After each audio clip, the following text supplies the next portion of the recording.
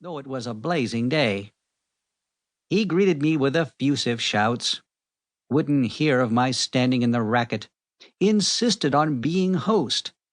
When we had finished, he fumbled in his pockets, looked pained and surprised, and drew me aside. "Look here, licky old horse," he said. "You know I never borrow money. It's against my principles. But I must have a couple of bob. Can you, my dear good fellow, oblige me with a couple of bob till next Tuesday? I'll tell you what I'll do," in a voice full of emotion.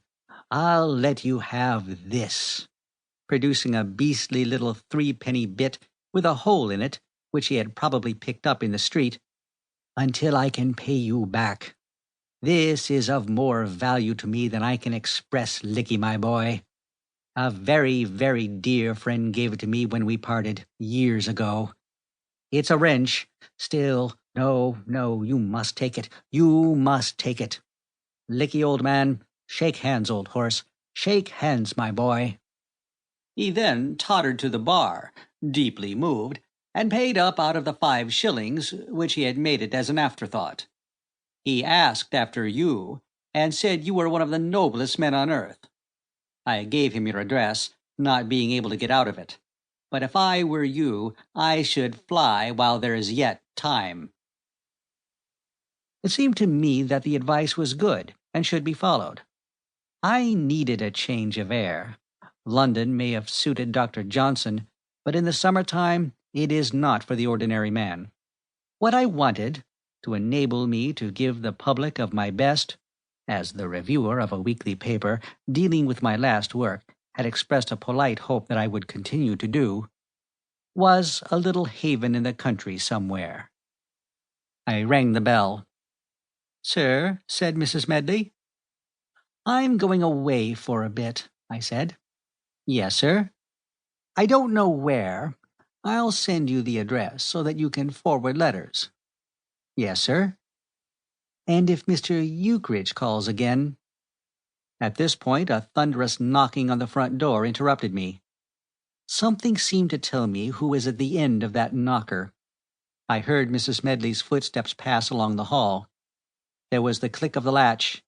A volume of sound rushed up the stairs. "Is Garnet in? Where is he? Show me the old horse. Where is the man of wrath? Exhibit the son of Belial." There followed a violent crashing on the stairs, shaking the house. "Garnet! Where are you, laddie? Garnet! Garnet!" Stanley Fanshawe Ukridge was in my midst. End of Chapter 1. Love Among the Chickens by P.G. Wodehouse. Chapter 2. Mr. and Mrs. S.F. Ukridge. I have often thought that Who's Who, though a bulky and well-meaning volume, omits too many of England's greatest men. It is not comprehensive enough. I am in it, nestling among the G's. Garnet, Jeremy, O.S. of late Henry Garnet, Vicar of Much Middlefold, Salop. Author.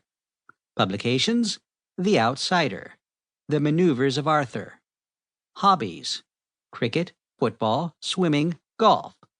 Clubs, arts. But if you search among the U's for Ukridge, Stanley Fanshawe, details of whose tempestuous career would make really interesting reading, you find no mention of him. It seems unfair, though I imagine Ukridge bears it with fortitude. That much-enduring man has had a lifetime's training in bearing things with fortitude. He seemed in his customary jovial spirits now, as he dashed into the room, clinging on to the pince-nez, which even ginger-beer wire rarely kept stable for 2 minutes together. "My dear old man," he shouted, springing at me and seizing my hand in the grip like the bite of a horse. "How are you, old buck? This is good. By Jove, this is fine, what?" He dashed to the door and looked out. "Come on, Milly. Pick up the walk-pieces.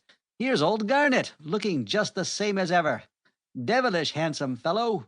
You'll be glad you came in when you see..."